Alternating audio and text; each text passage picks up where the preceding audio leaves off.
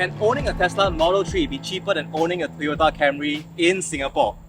In this video, I'll speak with Nick, a Tesla Model 3 owner who got his car in November 2021, to find out the total cost of ownership, both upfront costs as well as the ongoing monthly costs. Click subscribe to stay updated to more videos on Tesla. Nick, thank you for joining us on the channel. Welcome, yeah. What made you get a Tesla? I think first of all, I like the car by itself, and it's a very cool car, and it's very exciting because it's a very tech savvy car, and it's nice, yeah. It is a nice car.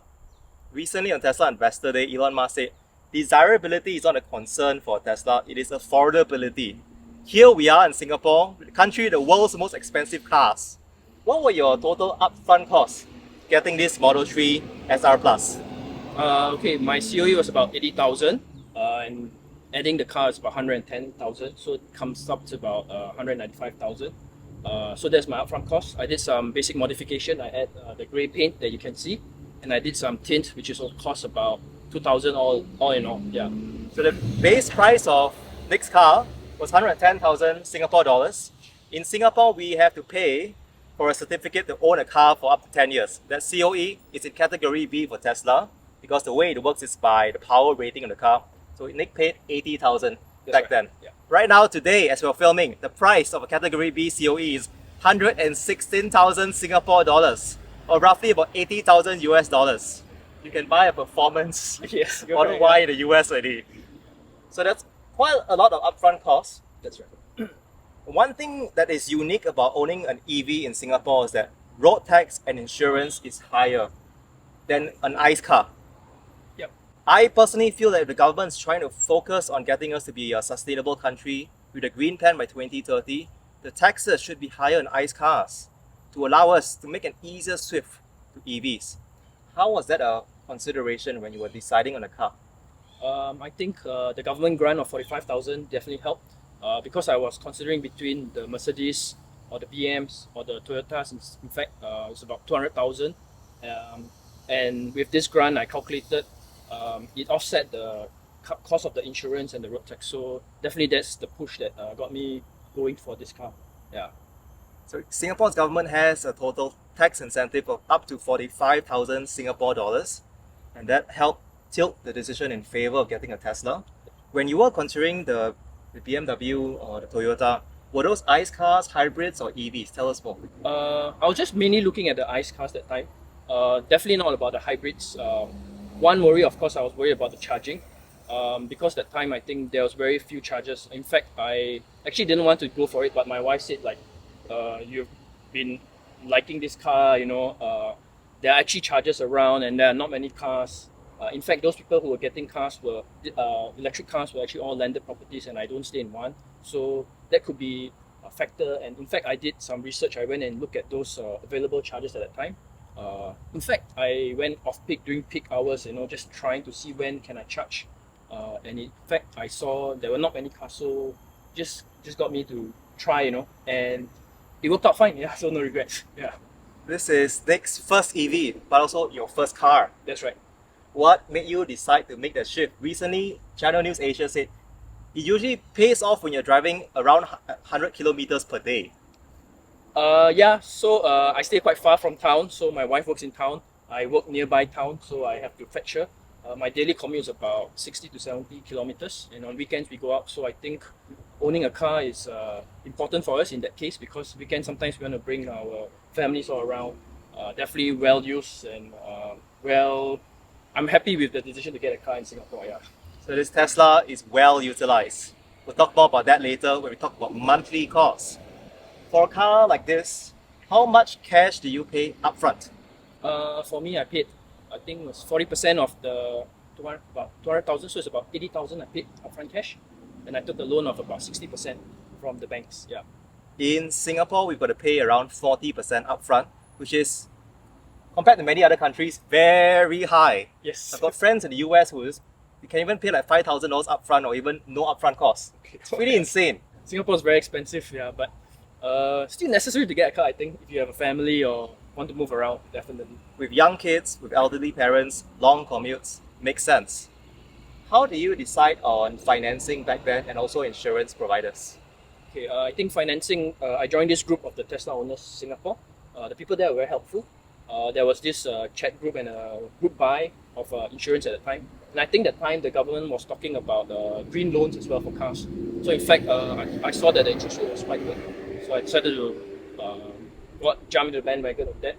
Insurance, same case also. So there's a group of very helpful people that helped me decide, because I think at that moment there were not many insurers that were willing to take on the EV cars especially. Yeah. That's right. So back then, November 2021, interest rates were still low. So you probably get better financing rates then. Yes, definitely compared to now. Yeah. Back then, roughly what were the financing rates you saw on average? I think it was about 1.3. 1.3%. Yeah, I think so. Yeah, I can't remember. Yeah, so yeah, about there. Now, in Singapore, the road tax for ICE cars is lower than EV. So a BMW 3 Series would have an annual road tax about 1.2k. How much is the road tax you're paying for this SR Plus? Okay, I paid about $3,000. Yeah, it's very high. In fact, the first year was about 2006, and then they increased the year after, which doesn't really make sense to me, but already own the car, so we just paid for that. Yeah. Insurance wise, it's about 3,000. So all in all, it's about 6,000 insurance and the road tax together. Wow. So that seems like a pain point or deal breaker for some people thinking about switching to EVs in Singapore. This is a pretty unique situation to this extent in Singapore.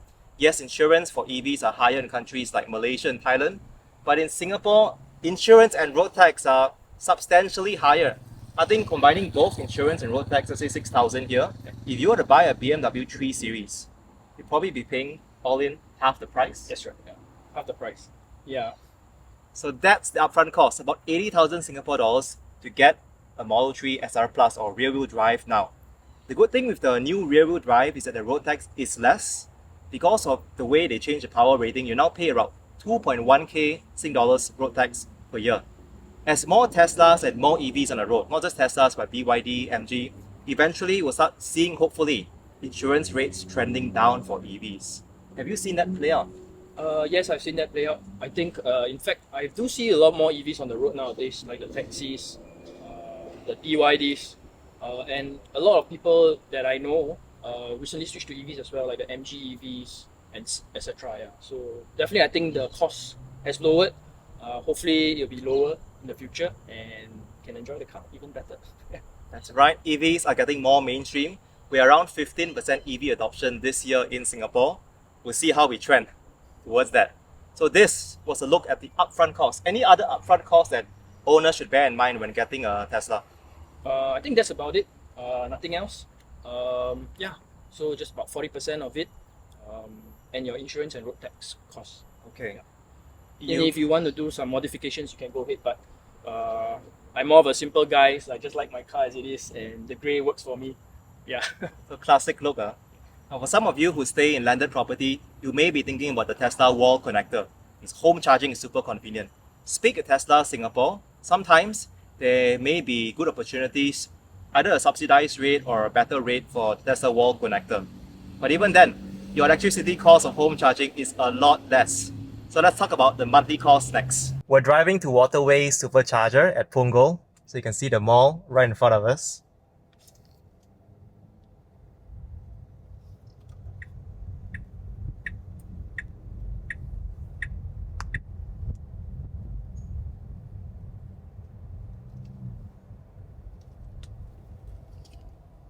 Fun fact, this is Nick's favorite supercharger spot. You were mentioning that you actually use supercharger for most of your car battery usage, right? That's right. Yeah. So I charge like once a week because it's either I charge on Fridays or on Mondays. Yeah, and I always come here after work, so it's really convenient because I stay nearby here. So far, no major issues with battery degradation, all okay on battery? Yes, no problem. In fact, I like superchargers because it's way faster. If you look at it just now, the public chargers like Charge Plus, I had to download the app, upload credits, I forgot my password, and then after that, Now turn left. issues with what do you call that? Charging, which was unexpected lah. One of the great upsides of Tesla Superchargers is the uptime is about 99.8%. It's one of the highest in the world. Now, that one was a rare situation with the previous public charger. Usually most public chargers work pretty well, especially in Singapore. But very few public chargers beat Tesla Superchargers.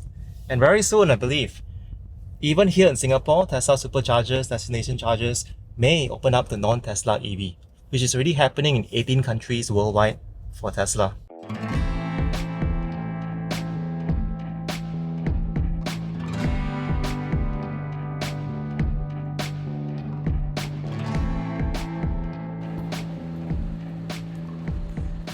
So for the superchargers, it's much easier. Just plug in, plug out, bring it nearby. Just press this button, it'll pop up, and just plug it in, and wait for it to turn white. Then I'm done. I don't even need to take out my app. I just plug in. I'll just walk away. Yeah. Exactly, super simple. Plug and play, literally. Everything is charged to his Tesla account on the Tesla app because we already have our credit card inside as owners. So when it's green, that means it's charging. We're now going to head inside the car and talk about the monthly cost of ownership for a Tesla in Singapore. See you inside. We're inside the car, you can see. Can you tell us a little bit more about the charging and how do we see the speed? Okay, sure. So this is the current state of my battery, 56%. And this green logo here is charging. So this is the supercharger. This is the charging speed, which is very fast. If you want to see the distance, you can tap this. So this is the remaining distance that I have. And on the top right here, you can see it just takes 30 minutes. In fact, it'll be less than that. It accelerates faster than that. So I don't have to do anything. Normally when I charge here at Punggol, I will just plug in. I'll quickly do my groceries at NTUC. It takes about 20 minutes. And I'm back. It should be done in 20 minutes, 80%, 85%, then I'll just go off with my wife. Yeah. So it's really very convenient, and I love charging here because Punggol is a very dense area, but for superchargers, very little Teslas here. Yeah, so don't come and take the chargers in Punggol. He's just jinxed it. Tomorrow it comes full of Teslas. But yeah, it's true. Punggol usually the supercharger slots are quite open. Yep. How much are your monthly charging costs? Okay, if I charge from every month is about $100 to $120. Yeah, you can see in the Tesla app. So that's my monthly cost. I also have the premium connectivity, which is subscribed to the LTE, which is about $17. And that's about it. So that's my monthly cost to maintain my car. The charging is about 100, 120, and again, Nick is using Tesla Superchargers. These are public DC fast chargers. The charging rate is even higher. If you use the slow AC chargers, or right now, if you go to Tesla destination chargers, which are free for now, charging costs would be, you just pay for parking, very much less. If Nick, you were to own, say, a Toyota Camry or BMW 3 Series, that equivalent amount of driving, how much would that be in petrol cost roughly, you think? I think it'll be about $400 to $500 per month. So there's, in fact, 1/3 if I would charge with an EV. You can see in my app. So your Tesla app is great because you can see your total costs. So this is the Tesla app. You just go to charge stats. So this is my monthly spend on my charging. And down here you can see how much I save versus gas. So I mainly use superchargers for Tesla, which is about 50 cents now, I think 48 cents. You can see my cost for the year as well. So the red one indicates a supercharger. In fact, I do a lot of supercharging. And the others is about the normal public chargers.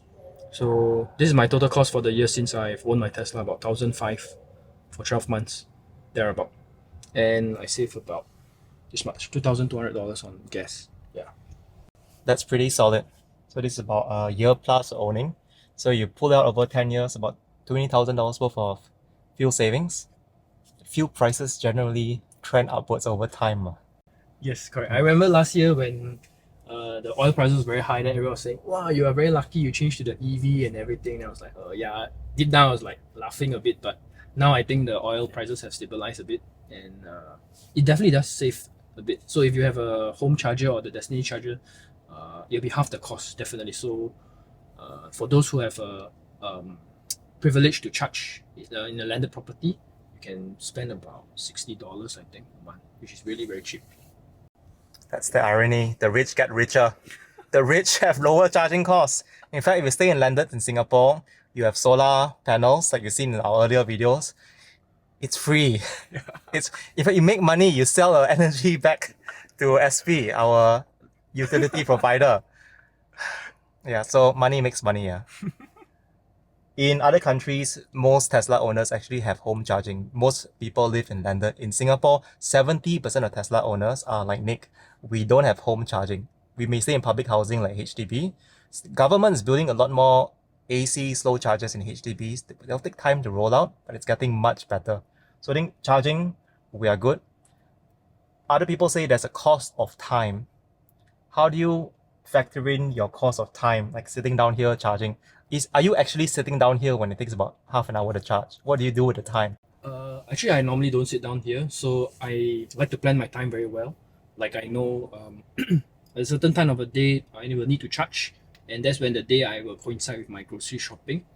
In fact, when I'm driving here, I've already decided what I want to buy, so I just quickly get all the groceries, and sometimes I just tap out dinner, and I come back, everything is done, and I just take and go. So in fact, it causes me to be more efficient. I would say this mini planning for charging your car, and once you get into the routine, it's actually quite simple for it to work, and I like it a lot.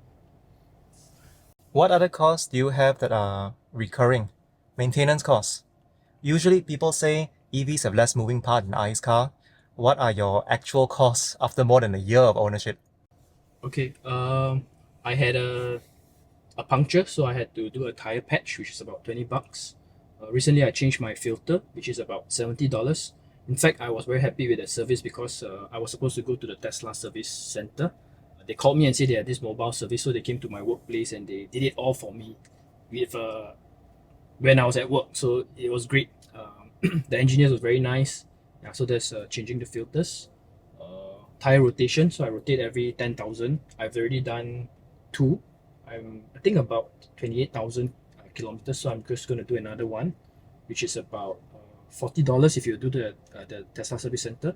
I did 2, so I did once at the service center, I did one at another external place, which cost about $20.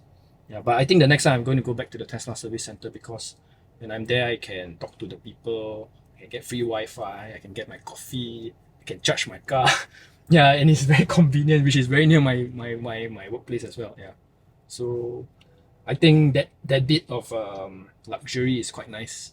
Yeah, and I think I recently changed my wipers as well. Yeah, so I bought the original one from the Tesla app, which is about $70 as well. In fact, the the engineer helped me replace it for free, which is supposed to cost about $10 for workmanship. The guy was very nice, lah. Yeah, so I was very happy with that. Sounds pretty affordable and reasonable. Elon Musk has shared that Tesla's philosophy is they don't try to make too much or if not any money from servicing and repairs, which is not the norm in the auto industry. For most car manufacturers, if you look at the annual report, they don't split out new car sales and also servicing, because one of the truths in the auto industry is that more than 80% of the profits come from servicing. That's where the real money comes in. Many car makers now sell cars at break even or even a small loss. It is not easy to make EVs profitably. And as you heard from Nick, the service is clear. They even have the mobile rangers coming back to his workplace. Yeah. What's the turnaround time? Oh, it was 20 minutes, really fast. In fact, I think he took a longer time to find a parking than come in and fix my car for me. Yeah, so 20 minutes, done. Yeah, very good. So it sounds like the regular maintenance costs would be a fair bit lower than the ICE car.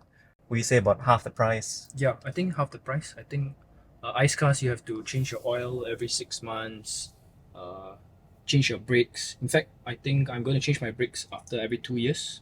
I don't even use my brakes, so when I was washing my car today, I don't see any black stuff at the tires. It's very easy to wash. Yeah, so I have to change my tires soon if it wears out.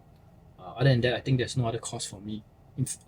the wiper fluid is always filled up when I'm at the Tesla service center. So that's all. No other things. Yeah, very simple.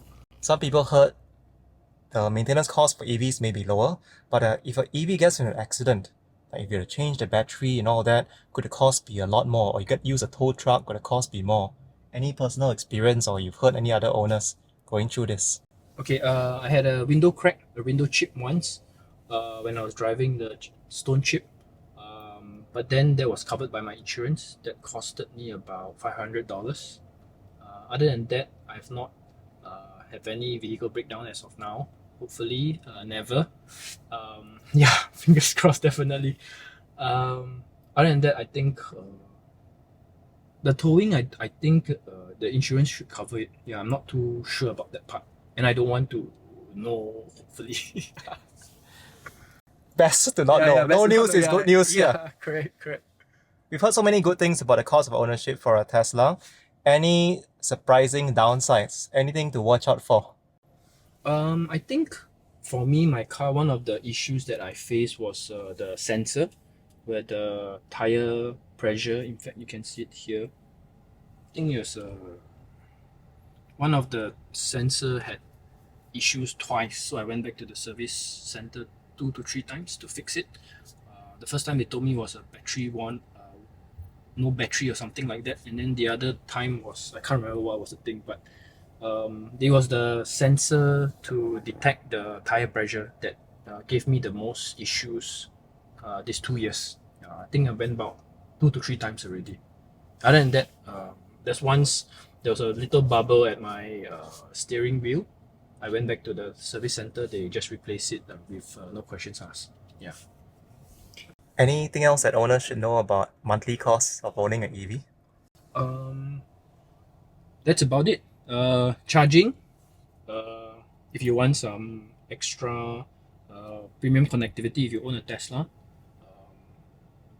Brakes, definitely you won't use because there's regenerative braking. And there's no other costs, I would say. Yeah, so I think $100 to $150 should be more than safe if you were to use you drive about 70 km per day per se. Yeah, so that's my cost.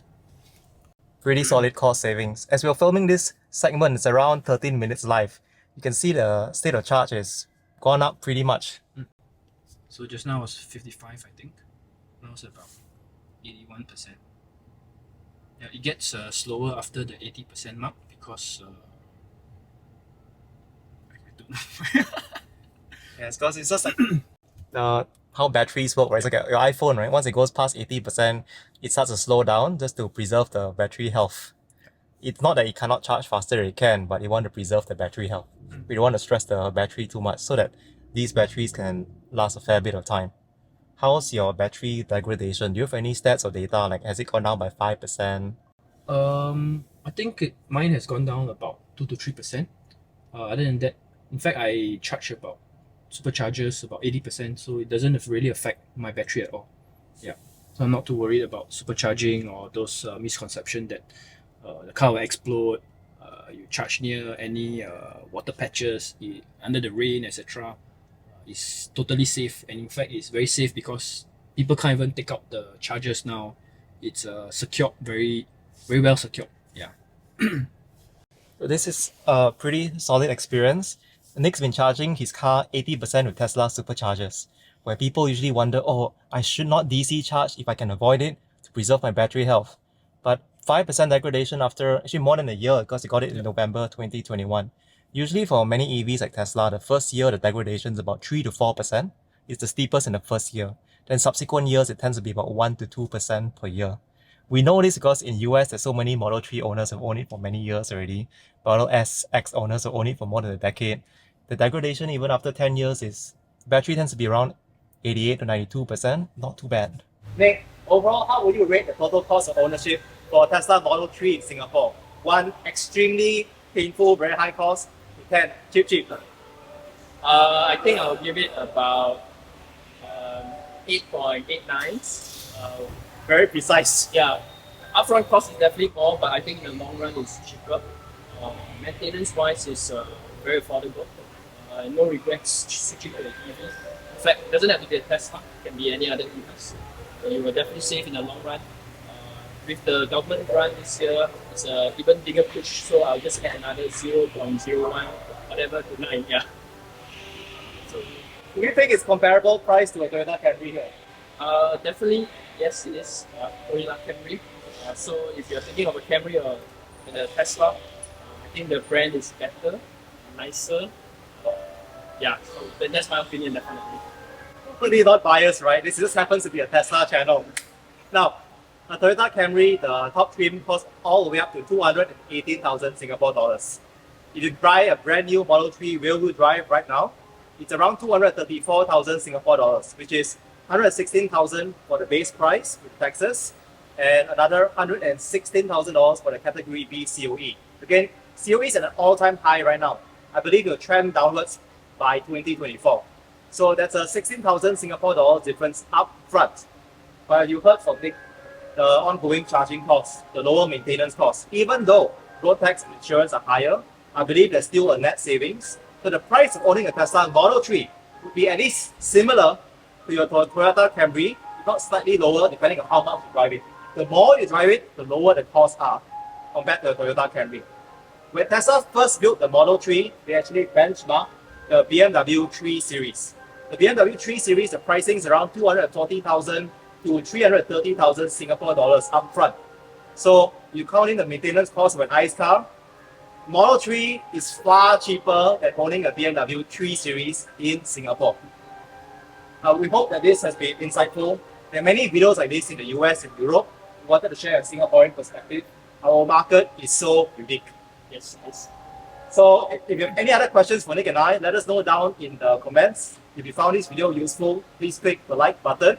Hit subscribe to stay updated to more videos on Tesla. I hope to share with you a similar story on total cost of ownership with a Model Y owner within the next 1 or 2 months.